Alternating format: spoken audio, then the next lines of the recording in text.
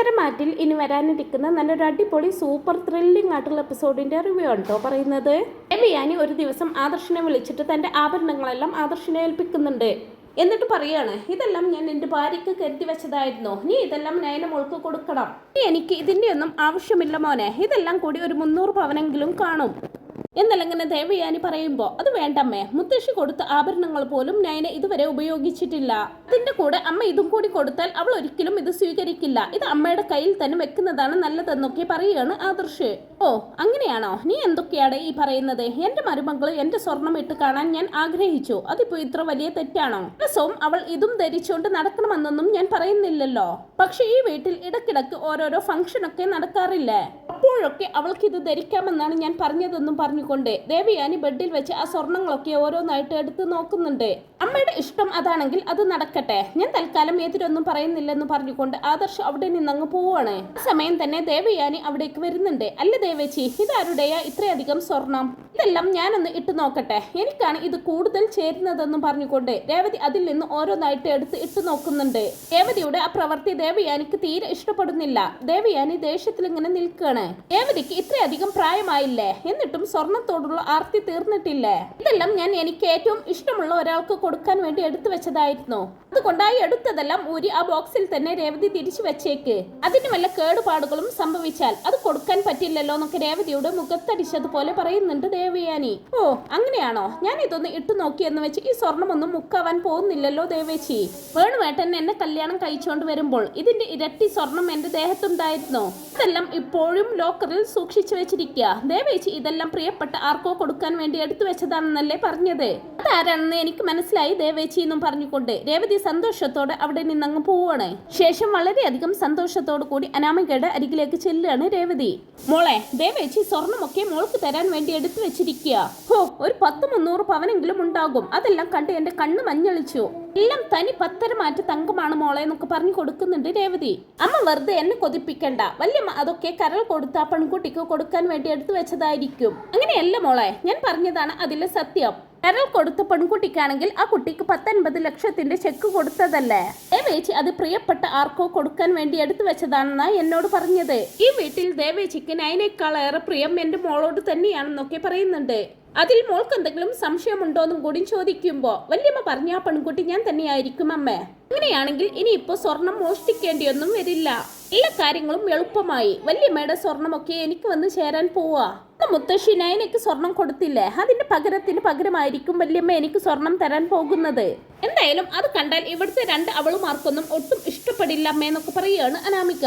പിന്നീട് കനകയും ഗോവിന്ദനും അനന്തപുരിയിലേക്ക് എത്തുന്നുണ്ട്. നിന്റെ അച്ഛനും അമ്മയും നിന്നെ കാണാൻ വേണ്ടി വന്നിരിക്കുകയല്ലേ, അവരെ അങ്ങനെ വെറും കൈയോട് പറഞ്ഞു വിടാൻ പാടില്ല, അവരെ സന്തോഷത്തോടെ സ്വീകരിച്ചിരുത്തി ആഹാരം കൊടുത്ത് നിറഞ്ഞ മനസ്സോടെ വേണം അവരെ യാത്രയാക്കാൻ. അവർക്കെന്താ ഏറ്റവും ഇഷ്ടമെന്ന് വെച്ചാൽ നീ പറ, ഞാൻ ഉണ്ടാക്കി തരാമെന്നും പറഞ്ഞുകൊണ്ട് ദേവയാനി നേരെ കിച്ചണിലേക്ക് കയറുന്നുണ്ട്. അച്ഛനും അമ്മയ്ക്കും സദ്യയോടാണ് ഇഷ്ടമെന്നൊക്കെ പറയുമ്പോ 4-5 കൂട്ടം കറികളും ഒക്കെ ആയിട്ട് സദ്യ തന്നെ ഒരുക്കുകയാണ് കേട്ടോ ദേവയാനി. അതേസമയം തന്നെ കറികളുടെയൊക്കെ മണമടിച്ചിട്ട് രേവതിയും അനാമികയും കിച്ചണിന്റെ വാതിൽക്കൽ വന്ന് നിൽക്കുന്നുണ്ട്. മോളെ, ദേവേച്ചി സദ്യ ഒരുക്കുകയാണെന്നാ തോന്നുന്നത്, അതിന് മാത്രം ഇന്നെന്താ ഇവിടെ പ്രത്യേകത? ആർക്കറിയാം അമ്മേ, ഇന്നിവിടെ പ്രത്യേകിച്ച് വിശേഷമുള്ളതായിട്ടൊന്നും എനിക്ക് തോന്നുന്നില്ല. ഇവിടെ ഇടയ്ക്കിടെ മുത്തശ്ശന് കൊടുക്കാൻ വേണ്ടി വല്യമ്മ നല്ല കറികളൊക്കെ ഉണ്ടാക്കാറുണ്ട്, അങ്ങനെ എന്തെങ്കിലും ആവും. എന്തൊക്കെ പറഞ്ഞാലും വല്യമ്മ ഉണ്ടാക്കുന്ന കറികൾക്കൊക്കെ അപാര രുചിയാണമ്മ എന്നൊക്കെ പറഞ്ഞു കൊടുക്കുന്നുണ്ട്. മോളെ, നിന്റെ അച്ഛന് അവിയലും സാമ്പാറും എന്നൊക്കെ വെച്ചാൽ ജീവനാണ്. മോളെ, ഞാൻ വേണുവേട്ടനെ വിളിച്ച് ഇങ്ങോട്ട് വരാൻ പറഞ്ഞാലോ എന്നൊക്കെ ചോദിക്കുമ്പോൾ, അതിനെന്താ അമ്മേ, എത്ര നാളായെന്നറിയോ വായ്ക്ക് രുചിയായിട്ട് ഞാനും അച്ഛനും ഒക്കെ വല്ലതും കഴിച്ചിട്ട്, നമുക്ക് എന്തായാലും ഇന്ന് ഒരുമിച്ച് കഴിക്കാം, അമ്മ അച്ഛനെ വിളിച്ചിട്ട് പെട്ടെന്ന് തന്നെ ഇങ്ങോട്ട് വരാൻ പറയാന്നൊക്കെ പറയുകയാണ് അനാമിക. രേവതി അത് കേൾക്കേണ്ട താമസം വേണുവിനെ വിളിച്ചിട്ട്, വേണുവേട്ടാ നിങ്ങൾ ഇത് വിടാ, ഇന്ന് ഫുഡൊന്നും ഉണ്ടാക്കേണ്ട, വേണുവേട്ടൻ പെട്ടെന്ന് തന്നെ ഇങ്ങോട്ട് വാ, ദേവേച്ചി ഇവിടെ നല്ല സദ്യ ഒരുക്കുന്നുണ്ട്, ഇവിടെ വന്ന് അത് കഴിച്ചിട്ട് പോകാം, വേണുവേട്ടൻ പെട്ടെന്ന് തന്നെ ഇങ്ങോട്ട് വരാൻ നോക്കെന്നൊക്കെ പറയുന്നുണ്ട്. നേരാണോ രേവതി നീ പറയുന്നത്? ദേവയാനിയുടെ കൈകൊണ്ടുണ്ടാക്കിയ സദ്യ കഴിക്കാൻ എനിക്കങ്ങ് കൊതിയാകുന്നു, ഞാനിതാ ഇപ്പോൾ തന്നെ പുറപ്പെട്ടെന്ന് പറഞ്ഞുകൊണ്ട് വേണു ഫോൺ കട്ട് ചെയ്യുകയാണ്. അതേസമയം ദേവയാനിയാണെങ്കിൽ നയനയെ അടുത്തേക്ക് വിളിച്ച്, എല്ലാ കറികളും ഒരുക്കിയിട്ടുണ്ട് മോളെ, ഈ ഇതെല്ലാം കൊണ്ടുപോയി നിന്റെ അച്ഛനും അമ്മയ്ക്കും വിളമ്പി കൊടുക്കുന്നേ നയനയോട് പറഞ്ഞേൽപ്പിച്ച് ദേവയാനി തന്റെ മുറിയിലേക്ക് പോവുകയാണ്. അങ്ങനെ ദേവയാനി പറഞ്ഞേൽപ്പിച്ചത് പ്രകാരം നയന കനകയ്ക്കും ഗോവിന്ദനുമൊക്കെ ഭക്ഷണം വിളമ്പി കൊടുക്കുന്നുണ്ട്. അവരങ്ങനെ ഭക്ഷണം കഴിച്ചുകൊണ്ടിരിക്കുമ്പോഴായിരിക്കും അനാമികയും രേവതിയും അത് കണ്ടുകൊണ്ട് വരുന്നത്. ദേവയാനിയുടെ സ്വഭാവം ഇത്രമാത്രം മാറിയോ മോളെ? കറികൾക്കൊക്കെ എന്ത് ടേസ്റ്റ് ആണെന്നറിയോ എന്നല്ല ഇങ്ങനെ കനക ചോദിക്കുമ്പോ, അതെ അമ്മേ, ആദർശേട്ടന്റെ അമ്മയ്ക്കിപ്പോ എന്നോട് ഒരുപാട് സ്നേഹമാണ്. എന്നാ കിച്ചന്റെ പരിസരത്ത് പോലും വരാൻ അമ്മ സമ്മതിക്കാറില്ല എന്ന് പറഞ്ഞ നയന അച്ഛനും അമ്മയ്ക്കുമൊക്കെ കറികളൊക്കെ എടുത്തു കൊടുക്കുന്നുണ്ട്.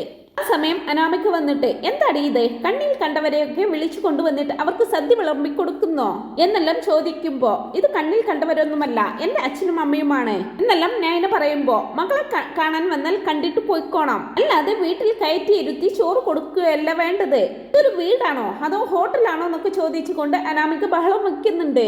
അനാമികയെ, നീ ഒന്ന് പതുക്കെ പറ, അമ്മ കേട്ടാൽ ഇതൊന്നും കഴിച്ചെന്ന് വരില്ല. നിനക്കിപ്പോ എന്താ വേണ്ടത്? ചോറ് വേണമെങ്കിൽ ഞാൻ എടുത്തു തരാമെന്നൊക്കെ പറയുന്നുണ്ട് നയന. ആർക്ക് വേണമടി നിന്റെ ചോറ്? ഇതുപോലെ ഗതിയില്ലാത്തവരെ കൂട്ടിക്കൊണ്ടുവന്ന് ചോറ് കറിയും വിളമ്പി കൊടുക്കാൻ നാണമില്ലല്ലോ നിനക്ക്? അനന്തപുരിക്കാരുടെ വരുമാനം മുഴുവനും നിന്റെ വീട്ടിലേക്കാണ് പോയിക്കൊണ്ടിരിക്കുന്നത് എന്നെല്ലാം അനാമിക പറയുമ്പോ, അനാമികയെ, എന്റെ അച്ഛനും അമ്മയും ഇവിടുത്തെ ചോറ് കഴിക്കാൻ വേണ്ടിയിട്ടല്ല ഇങ്ങോട്ട് വരുന്നത്. അവർക്ക് കഴിക്കാനുള്ള വകയൊക്കെ എന്റെ അച്ഛൻ ഉണ്ടാക്കി വെച്ചിട്ടുണ്ട് എന്നെല്ലാം നയന പറയുന്നുണ്ടെങ്കിലും വീണ്ടും പരിഹസിക്കാണ് രേവതി. അതെ അതെ, നീ പറയുന്നതൊക്കെ കേട്ടാൽ നിന്റെ കുടുംബക്കാരൊക്കെ പരമ്പരാഗതമായിട്ടുള്ള കോടീശ്വരന്മാരാണല്ലോ, വലിയ വകയുള്ള കൂട്ടരാണത്രേ, കണ്ടേച്ചാലും മതി എന്നൊക്കെ പറഞ്ഞ് രേവതി നയനെ കളിയാക്കുന്നുണ്ട്. ഞാൻ ഈ വീട്ടിലെ മരുമകളാണ്. ആദർശേട്ടന്റെ അമ്മ പറഞ്ഞിട്ടാണ് ഞാൻ എന്റെ അച്ഛനും അമ്മയ്ക്കും ഫുഡ് എടുത്തു കൊടുത്തത് എന്നെല്ലാം നയന പറയുമ്പോ, അതേടി, വല്യമ്മയുടെ പേര് പറഞ്ഞിട്ട് നീ ഇനി ഇവരെ രണ്ടുപേരെയും ഈ വീട്ടിൽ താമസിപ്പിക്കാനും മടിക്കില്ലല്ലോ എന്ന് പറഞ്ഞ് അനാമിക ദേഷ്യപ്പെടുമ്പോ ആകെ വല്ലാതാവുന്നുണ്ട് കനകയും ഗോവിന്ദനും. മോളെ, ഞങ്ങൾക്ക് മതി, വയറ് നിറഞ്ഞു. പിന്നെ എന്തൊക്കെ പറഞ്ഞാലും മോളെ ഇപ്പോൾ ആദർശും ദേവയാനിയും നല്ലോണം സ്നേഹിക്കുന്നുണ്ടല്ലോ, അത് മാത്രം മതി ഞങ്ങൾക്ക് എന്ന് പറഞ്ഞ് കനകയും ഗോവിന്ദനും ഫുഡ് മതിയാക്കി അവിടെ നിന്ന് എണീറ്റ് പോവാണ്. എടി, ഇനി നീ പോയി വല്യമ്മയോട് പറഞ്ഞു കൊടുക്ക്, നിന്റെ അച്ഛനും അമ്മയും ഫുഡ് കഴിക്കാൻ വന്നപ്പോൾ ഞാൻ ഇറക്കി വിട്ടെന്ന് എന്നെല്ലാം അനാമിക പറയുമ്പോ, എന്തിന് അനാമിക ഇതൊക്കെ? അങ്ങനെ പരാതി പറയുന്ന ശീലമൊന്നും എനിക്കില്ല. എന്തായാലും ഇപ്പൊ നിനക്ക് സന്തോഷമായില്ലേ? എന്റെ അച്ഛനും അമ്മയും നീ കാരണം ഒത്തിരി സങ്കടപ്പെട്ടിട്ടാ ഇവിടെ നിന്ന് പോയത്. ഭക്ഷണത്തിന്റെ മുമ്പിൽ വെച്ച് ആരെയും അപമാനിക്കരുത് എന്ന് പറഞ്ഞ് നയന അകത്തേക്ക് പോവാണ്. നയന റൂമിലിരുന്ന് കരയുന്നത് കണ്ട് ആദർശ് വന്ന് കാര്യം തിരക്കുന്നുണ്ട്. അനാമികയും രേവതിയും കൂടി അച്ഛനെയും അമ്മയെയും അപമാനിച്ച് ഇറക്കി വിട്ട കാര്യമൊക്കെ ആദർശിന്റെ അടുത്ത് പറഞ്ഞു കൊടുക്കുകയാണ് നയന. കേൾക്കുന്നതും ദേഷ്യം വരുന്ന ആദർശ് ഉടനെ തന്നെ ദേവയാനിയുടെ അരികിലേക്ക് പോകുന്നുണ്ട്. അമ്മേ, എന്തൊക്കെയാ ഇവിടെ നടക്കുന്നത്? അനാമികയാണോ ഇപ്പൊ ഈ വീട്ടിലെ കാര്യങ്ങളൊക്കെ തീരുമാനിക്കുന്നത്? ഈ വീട്ടിൽ ആര് വന്നാലും അവരെ നല്ലോണം സ്വീകരിച്ച് പറഞ്ഞയക്കുന്നതല്ലേ ഈ വീട്ടുകാരുടെ ശീലം. എന്നിട്ട് അനാമിക നയനയുടെ അച്ഛനോടും അമ്മയോടും ചെയ്തത് ഒട്ടും ശരിയായില്ല എന്ന് പറഞ്ഞ് ആദർശ് അനാമിക ചെയ്ത കാര്യങ്ങളൊക്കെ ദേവയാനിയോട് പറയുന്നുണ്ട്. അങ്ങനെ സംഭവിച്ചോ? അവൾക്ക് എങ്ങനെ അതിന് ധൈര്യം വന്നോ? എന്നോട് ചോദിക്കാതെ അനാമിക അവരെ പറഞ്ഞു വിട്ടത് ഒട്ടും ശരിയായില്ല മോനെ. ഈ വീട്ടിലെ മൂത്ത മരുമകൾ ഞാനാണ്, അല്ലാതെ അനാമികയല്ല. എന്തായാലും ഈ കാര്യം ഞാൻ വെറുതെ വിടാനൊന്നും പോകുന്നില്ല എന്നെല്ലാം ദേവയാനി പറയുന്നുണ്ട്. അതേസമയം ഹോളിലാണെങ്കിൽ നയനയോട് പൊട്ടിത്തെറിക്കുകയാണ് രേവതി. എടി നയനെ, നിന്റെ അച്ഛനും അമ്മയും ബാക്കി വെച്ച ഭക്ഷണമൊക്കെ കൊണ്ടുപോയി കളയടി. എന്റെ ഭർത്താവ് ചോറുണ്ണാൻ വന്നിരിക്കുന്നത് നീ കാണുന്നില്ലേ? വെറുതെ നോക്കി നിൽക്കാതെ എല്ലാം ക്ലീൻ ചെയ്യാൻ നോക്ക് എന്നെല്ലാം രേവതി പറയുമ്പോ നയന ഒന്നും മിണ്ടാതെ വേസ്റ്റ് എല്ലാം മാറ്റി ടേബിളൊക്കെ വൃത്തിയാക്കുന്നുണ്ട്. ആ സമയം വേണു ഫുഡ് കഴിക്കാനായിട്ട് അങ്ങോട്ട് വന്നിരിക്കുന്നുണ്ട്. അനാമിക മോളെ, അച്ഛന് വിശന്നിട്ട് കണ്ണു കാണുന്നില്ല, നീ പെട്ടെന്ന് തന്നെ അച്ഛനെ എല്ലാം വിളമ്പിത്താ എന്ന് വേണു പറയുമ്പോ അനാമികയും രേവതിയും സന്തോഷത്തോടു കൂടി വേണുവിന് കറികളൊക്കെ വിളമ്പി കൊടുക്കുന്നുണ്ട്. വളരെ നന്നായിട്ടുണ്ട് മോളെ, ഇതുപോലെ 5-6 കൂട്ടം കറികളുമായിട്ട് ഈ അടുത്തൊന്നും ഞാൻ സദ്യ കഴിച്ചിട്ടില്ല മോളെ. എത്ര നാളായെന്നറിയോ ഇത്ര രുചിയോടെ ആസ്വദിച്ച് കഴിച്ചിട്ട്? ഇനിയിപ്പോ അനന്തപുരിയിലെ ഭക്ഷണം അങ്ങ് ഞാൻ പതിവാക്കിയാലോ എന്ന് ആലോചിക്കുകയാണ് എന്നെല്ലാം പറഞ്ഞു വേണു ആർത്തിയോടെ ഭക്ഷണം ഇങ്ങനെ കഴിച്ചുകൊണ്ടിരിക്കുകയാണ്. അതേസമയം തന്നെയായിരിക്കും ആ ഒരു കാഴ്ച കണ്ടുകൊണ്ട് ദേവയാനി അവിടേക്ക് വരുന്നത്. എന്തൊക്കെയാ ഇവിടെ നടക്കുന്നത്? എന്തിനും വേണു ഇവിടെ വന്ന് ഭക്ഷണം കഴിക്കുന്നത് എന്നെല്ലാം ദേവയാനി ചോദിക്കുമ്പോ, വല്യമ്മ അറിഞ്ഞോ? വല്യമ്മ ഉണ്ടാക്കിയ കറികളൊക്കെ എന്റെ അച്ഛന് ഒത്തിരി ഇഷ്ടമായെന്ന്. ഇനി എന്നും വല്യമ്മ ഉണ്ടാക്കുന്ന ഭക്ഷണം കഴിക്കാൻ വേണ്ടി എന്റെ അച്ഛൻ ഇങ്ങോട്ട് വരുമെന്നാ പറയുന്നത്. എനിക്കറിയാം വല്യമ്മക്ക് അതിൽ യാതൊരു ബുദ്ധിമുട്ടും ഉണ്ടാവില്ലെന്ന്. അല്ലേ വല്യമ്മ എന്നൊക്കെ ചോദിക്കുകയാണ് അനാമിക. അങ്ങനെ ഞാൻ പറഞ്ഞു അനാമിക, എനിക്ക് ബുദ്ധിമുട്ടുണ്ട്. നിനക്ക് ഭക്ഷണം കഴിക്കണമെങ്കിൽ ഇവിടെ നിന്ന് കഴിക്കാം. പക്ഷെ നിന്റെ അച്ഛനെയും കൂടി വിളിച്ചു വരുത്തി ഭക്ഷണം കൊടുക്കേണ്ട ആവശ്യമൊന്നും ഞങ്ങൾക്കില്ല. നിന്റെ അച്ഛൻ വേണുവിന് വേണ്ടിയല്ല ഞാൻ ഇന്ന് ഈ സദ്യ ഒരുക്കിയത്. അത് നീ ഇവിടെ നിന്നും അപമാനിച്ചു വിട്ട നയനയുടെ വീട്ടുകാർക്ക് വേണ്ടി തന്നെയായിരുന്നു. എന്നിട്ട് യാതൊരു ഉളുപ്പുമില്ലാതെ നിന്റെ അച്ഛനെ ഇങ്ങോട്ട് പറഞ്ഞു വിട്ട് അയാളെ കൊണ്ട് എല്ലാ ഫുഡും കഴിപ്പിക്കുന്നോ? നാണമില്ലല്ലോടി നിനക്കൊന്നും എന്നൊക്കെ ചോദിച്ച് ദേവയാനി പൊട്ടിത്തെറിക്കുന്നുണ്ട്. അത് കേട്ട് ആകെ വല്ലാതാകുന്ന വേണു ഫുഡ് കഴിക്കാനാകാതെ ഇങ്ങനെ ബുദ്ധിമുട്ടിയിരിക്കുകയാണ്. അതെന്താ വല്യമ്മ അങ്ങനെ പറഞ്ഞത്? നയന അടുത്തിയുടെ കുടുംബത്തിന് ഈ അനന്തപുരിയിൽ നിന്നും ഫുഡ് കഴിച്ചില്ലെങ്കിൽ ഉറക്കം വരത്തില്ലേ? അങ്ങനെയാണെങ്കിൽ തന്നെ എന്റെ അച്ഛനും കൂടി കഴിക്കുന്നതിൽ എന്താ തെറ്റുള്ളത്? എന്റെ അച്ഛൻ സന്തോഷത്തോടു കൂടി ഫുഡ് കഴിക്കാൻ വന്നതാ, വല്യമ്മ പ്രശ്നമുണ്ടാക്കാതെ ഒന്ന് പോകുന്നുണ്ടോ എന്നെല്ലാം പറയാണ് അനാമിക. അങ്ങനെ അങ്ങ് പോവാനല്ലോ ഞാനിപ്പോ ഇങ്ങോട്ട് വന്നതേ. നൈനയുടെ ഫാമിലിയെ ഇൻസൾട്ട് ചെയ്തിട്ടല്ലേ നീ ഇവിടെ നിന്നും പറഞ്ഞു വിട്ടത്? എന്റെ മരുമകളുടെ വീട്ടുകാരെ ഇറക്കി വിട്ടവർക്ക് ഈ വീട്ടിൽ നിന്നും ഒരു തുള്ളി വെള്ളം പോലും കിട്ടുമെന്ന് കരുതണ്ട. വേണുവിനോടല്ലേ പറയുന്നത്? എഴുന്നേറ്റ് പോകാൻ നോക്ക് വേണു എന്നൊക്കെ പറയുകയാണ് ദേവയാനി. നിങ്ങൾ കഴിക്ക് വേണുവേട്ടാ. ദേവേച്ചി അങ്ങനെ പലതും പറയും. ഇവർക്ക് കരൾ പോയതിനു ശേഷം ഇപ്പൊ തലയ്ക്കാണ് സുഖമില്ലാതായതെന്ന് തോന്നുന്നു. അതിന്റെ ഒരു വിഭ്രാന്തി ഇവർക്ക് നന്നായിട്ടുണ്ട്. വേണുവേട്ടൻ അതൊന്നും മൈൻഡ് ചെയ്യണ്ട. ഇത് മൊത്തം കഴിച്ചിട്ട് ഇവിടെ നിന്ന് എണീറ്റ് പോയാൽ മതി എന്ന് പറഞ്ഞ് രേവതി വീണ്ടും വേണുവിന് എല്ലാ കറികളും വിളമ്പി കൊടുക്കുന്നുണ്ട്. അത് കണ്ട് ദേഷ്യം വരുന്ന ദേവയാനിയാണെങ്കിൽ നിനക്കെന്താടി പറഞ്ഞാൽ മനസ്സിലാവില്ലേ? നിന്റെ ഭർത്താവിനോ നിനക്കോ കഴിക്കാൻ വേണ്ടിയല്ല ഞാൻ ഇത് ഉണ്ടാക്കി വെച്ചിരിക്കുന്നത് എന്ന് പറഞ്ഞ് വേണുവിന്റെ ഭക്ഷണം ഒക്കെ തട്ടിത്തെറിപ്പിക്കുന്നുണ്ട് ദേവയാനി. ഇനി നിങ്ങൾ ഞാൻ ഉണ്ടാക്കി വെച്ചിരിക്കുന്ന ഭക്ഷണം എങ്ങനെ കഴിക്കുമെന്ന് എനിക്കൊന്ന് കാണണം. നൈനയുടെ വീട്ടുകാരുടെ കണ്ണുനീര് വീണ ഭക്ഷണമാണ് ഇത്. അവരെ വേദനിപ്പിച്ചിട്ട് അങ്ങനെ ഇപ്പൊ സുഖമായിട്ട് ആരും ഇവിടെ ഇരുന്ന് വെട്ടി വീങ്ങണ്ട എന്നുകൂടി ദേവയാനി പറയുമ്പോ വല്യമ്മ എന്താ ഇപ്പൊ കാട്ടിയത്? എന്തിനാ ഈ ഭക്ഷണമൊക്കെ വെറുതെ വേസ്റ്റ് ആക്കി കളഞ്ഞത്? ഞാനും അച്ഛനും ഒക്കെ കഴിക്കാൻ തുടങ്ങിയതേ ഉള്ളൂ, എന്നിട്ട് അതൊക്കെ വല്യമ്മ വേസ്റ്റ് ആക്കി കളഞ്ഞിരിക്കുന്നു. വല്യമ്മക്ക് ഇത്രയും അഹങ്കാരം ഉണ്ടായിരുന്നോ? ഞങ്ങൾക്ക് ഇനി എങ്ങനെ കഴിക്കുമെന്നൊക്കെ ചോദിക്കുകയാണ് അനാമിക. അനാമിക, നീ എന്നെ ചോദ്യം ചെയ്യാറായിട്ടില്ല. ഈ ചോറും കറികളും ഒക്കെ ഞാനാണ് ഉണ്ടാക്കിയത്. ഇത് ആര് കഴിക്കണം, എങ്ങനെയൊക്കെ കഴിക്കണമെന്ന് തീരുമാനിക്കാനുള്ള അവകാശവും എനിക്കാണ്. വേണമെന്ന് വെച്ചാൽ രേവതിക്കും നിനക്കുമൊക്കെ കിച്ചണിൽ കയറി ഇത് ഉണ്ടാക്കാവുന്നതല്ലേ ഉള്ളൂ. പക്ഷെ അത് ചെയ്യില്ല രണ്ടുപേരും. മേലനങ്ങി ഒരു പണിയും എടുക്കാതെ തിന്ന് കൊഴുത്തിരിക്കുക രണ്ടുമെന്നൊക്കെ പറയുകയാണ് ദേവയാനി. സമയം തന്നെയാണ് മുത്തശ്ശനും മുത്തശ്ശിയും ഒക്കെ അവിടേക്ക് വരുന്നത്. ആരാ ഈ വൃത്തികേട് കാണിച്ചേ? അന്നത്തെ ബഹുമാനിക്കാൻ ഈ വീട്ടിലുള്ളവർ ഇനിയും പഠിച്ചില്ലേ? ചോറും കറികളും ഒക്കെ തറയിൽ വലിച്ചെറിഞ്ഞിരിക്കുന്നു. ചോദിച്ചത് കേട്ടില്ലേ? ആരാ ഇത് ചെയ്തേന്നൊക്കെ ദേഷ്യത്തോടെ ചോദിക്കുന്നുണ്ട് മുത്തശ്ശൻ. ഞാൻ പറയാം മുത്തശ്ശ, ഇത് വല്യമ്മ എന്ന് പറഞ്ഞുകൊണ്ട് അനാമിക എന്തോ പറയാൻ തുടങ്ങുമ്പോ ദേവയാനി അവളെ തടയുന്നുണ്ട്. നീ കൂടുതൽ സംസാരിക്കേണ്ട അനാമിക. ഞാൻ പറയാം അച്ഛാ, ഈ സദ്യവട്ടങ്ങളൊക്കെ ഒരുക്കിയത് ഞാൻ ഒറ്റയ്ക്കാ. അനഘയും ഗോവിന്ദനും ഊണ് കഴിക്കാൻ വന്നിട്ടുണ്ടായിരുന്നു. പക്ഷെ അവരെവിടെ ഇരുന്ന് കഴിക്കുമ്പോൾ അനാമികയും രേവതിയും കൂടി അവരെ അപമാനിച്ചു. ഈ ചോറ് ഇത്രയൊക്കെ വലിച്ചെറിഞ്ഞത് അനാമികയുടെ പണിയാണ്. കൂട്ടിന് അവളുടെ അമ്മയും ഉണ്ടായിരുന്നു. അതൊക്കെ കൊണ്ട് അവരൊന്നും കഴിക്കാതെ കരഞ്ഞുകൊണ്ടാണ് പോയത്. നയനയുടെ അച്ഛനും അമ്മയ്ക്കുമൊക്കെ അത് എത്രമാത്രം വിഷമമായിട്ടുണ്ടാവും എന്നെല്ലാം ദേവയാനി പറഞ്ഞു കൊടുക്കുമ്പോ അങ്ങനെയല്ല മുത്തശ്ശ, വല്യമ്മ പറയുന്നത് പച്ചക്കള്ളമാണ്. ഞാനല്ല ഈ ആഹാരമൊന്നും വലിച്ചെറിഞ്ഞത്, വല്യമ്മ തന്നെയാണ് എന്നെല്ലാം അനാമിക പറയുമ്പോ മതി, ഇനി കൂടുതലൊന്നും എനിക്ക് കേൾക്കണമെന്നില്ല. ദേവയാനി കഷ്ടപ്പെട്ട് ഉണ്ടാക്കിയ ഭക്ഷണം അത് വലിച്ചെറിയാൻ നിനക്ക് എങ്ങനെ തോന്നി അനാമിക? ഭക്ഷണത്തെ നിന്ദിക്കുന്ന ചരിത്രം ഈ അനന്തപുരി തറവാടിനില്ല. അങ്ങനെ ചെയ്യുന്നവർക്കൊക്കെ കടുത്ത ശിക്ഷ കൊടുത്താണ് എനിക്ക് ശീലം. എന്തായാലും ഇതിന്റെ ശിക്ഷ നീയും നിന്റെ അമ്മയും അനുഭവിച്ചേ പറ്റൂ. 2 ദിവസത്തേക്ക് ഈ വീട്ടിൽ നിന്ന് ആരും തന്നെ ഇവർക്ക് 2 പേർക്കും ഭക്ഷണം കൊടുക്കാൻ പാടില്ല. അങ്ങനെ കഴിക്കണമെന്നുണ്ടെങ്കിൽ ആ വേണു ഇവിടെ ഇരിക്കുവല്ലേ, അയാൾ പുറത്തു നിന്ന് വാങ്ങിച്ചു കൊടുക്കട്ടെ. അല്ലാതെ ഈ വീട്ടിൽ നിന്ന് പച്ചവെള്ളം പോലും ആരും ഇവർക്ക് കൊടുക്കാൻ പാടില്ല എന്നും പറഞ്ഞു മുത്തശ്ശൻ അവിടെ നിന്നങ്ങ് പോകുമ്പോ ഒന്നും മിണ്ടാനാകാതെ നിൽക്കുകയാണ് രേവതിയും അനാമികയും.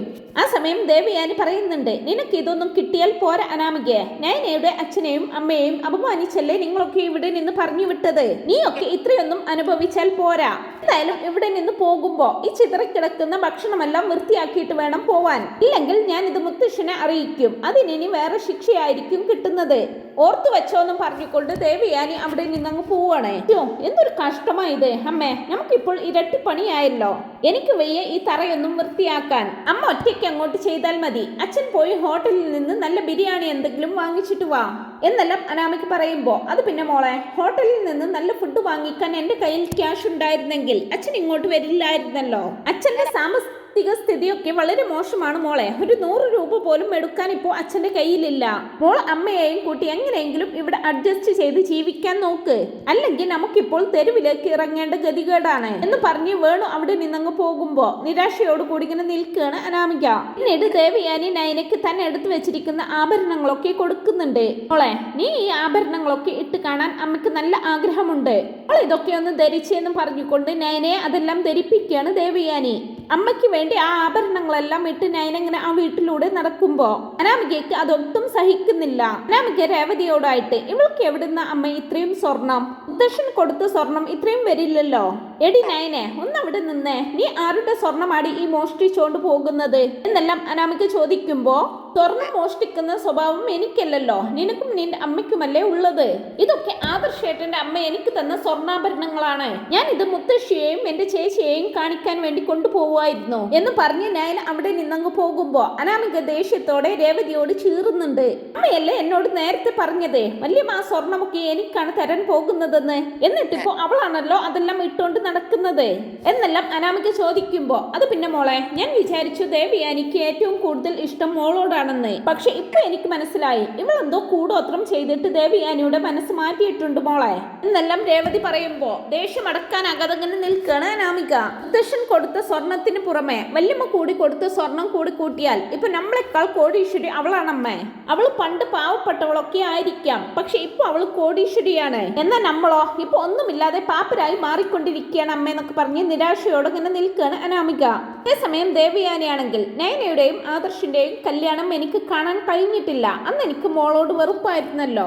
ഇന്ന് നയന മോളെ ആ സ്വർണ്ണമൊക്കെ ഇട്ട് കണ്ടപ്പോൾ എനിക്കൊരു ആഗ്രഹം തോന്നുന്നു ചെയ്യേട്ടാ, എന്റെ മോന്റെ കല്യാണം ഒരിക്കൽ കൂടി എനിക്ക് കാണണം. നയനയുടെ കഴുത്തിൽ അവനെ ഒരിക്കൽ കൂടി താലി കെട്ടുമ്പോൾ മോൾ ഈ സ്വർണ്ണാഭരണങ്ങളൊക്കെ ധരിക്കണം എന്നെല്ലാം ജയനോട് തന്റെ ആഗ്രഹം പറയുകയാണ് ദേവിയാനി.